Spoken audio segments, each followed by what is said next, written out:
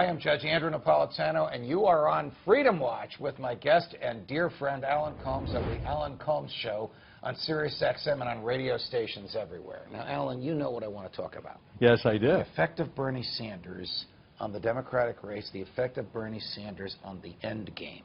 We are taping this the day before the New Jersey and California primaries. It appears that tomorrow night after New Jersey, Secretary Clinton will have, theoretically, the votes she needs to capture the nomination. It appears California is either too close to call, she might win by a skosh, he might win by a skosh, trending toward him, all of those things. Should he stay in the race? No. If she captures enough votes tomorrow? He should be out by now. He should have. He's got a great movement. He has energized people. He's brought people. I challenge you on he should be out by now.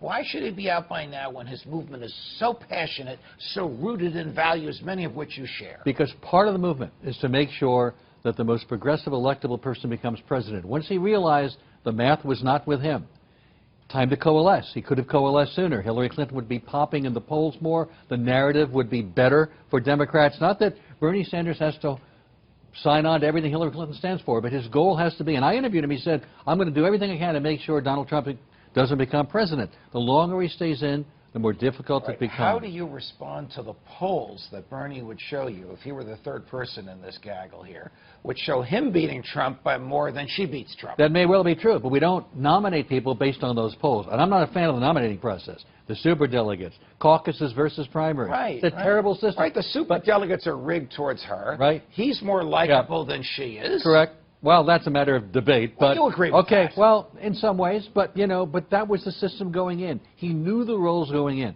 Rules. You can't say it's rigged when you sign on to go into that contest, and then you know what the rules are. One of those rules says, the Republicans don't have this rule, and I know you know about it, that a committed delegate can change his vote on the first ballot if it's a matter of conscience. Now, Bernie knows about this rule.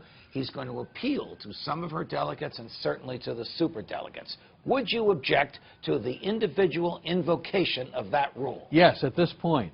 She has like 3 to 4 million more votes than he does. The voters have spoken. He does not have the math. If he can peel off a couple of superdelegates, I mean, okay, but really the voters have kind of pretty much made their decision at this point. He doesn't gain anything by maybe even by a nose. Okay, look, I was able to manipulate things. The voters are speaking and have spoken. Can he influence the platform, and would that make any sense? Because she's going to run on what she wants to run on, no matter what the platform says. I don't know the platform. I think the dirty little secret is I'm not sure platforms mean anything. How many parties actually foil to whatever it says in the party platform, whatever the party is? What the heck is the Republican platform going to say? That's another conversation for another time. This might be an unfair question because we don't know the outcome as we're having this great conversation together.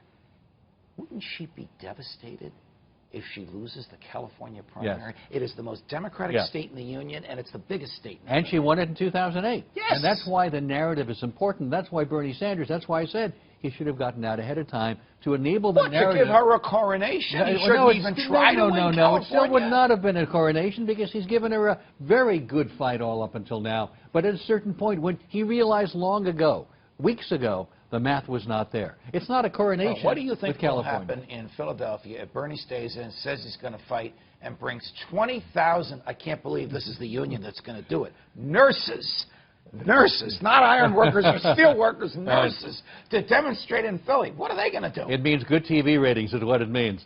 Again, that's dividing the party. And I'm not a party animal, but I'm more about electing the most progressive person we can get. And not making sure that Donald Trump doesn't become president. You are loyal to many values that Bernie holds dear. Yes. You agree with him on foreign policy. You agree with him on gay rights. You agree with him on privacy. Yes. You agree with him on civil liberties. You even agree with him on transfer of wealth. Keep the message. Keep the movement going. Why are you saying to him, Bernie, I agree with you on everything, give up the ghost? Because the ghost could get in the way of a clear victory in November, and it helps the narrative against Hillary Clinton and for Donald Trump. Anything that helps Donald Trump in any way is bad for the United States. But you're rejecting the polls that Bernie's polls show, and these are some Fox polls, too, because that Bernie does better against Donald than Hillary does. Because we don't, it's about the nominating process. We don't nominate somebody based on the general election polls. Real quick, who should Hillary pick as her VP? Bernie? Bernie or Elizabeth Warren. Would Elizabeth Slam dunk. Does Hillary want somebody she can't control as her VP, or does she want somebody more like Bernie who's not a threat to her? Elizabeth Warren has been out there taking shots at Donald Trump. She has been the bad cop to the good cop, and I think she'd be a great choice. An all-woman ticket, another historic choice for the Democratic Party. You'd love that. Be great. All right. Alan, all the best. Thank you, for joining Judge. us. From New York, defending freedom whenever they let us do so. Judge Napolitano. See you next time, America.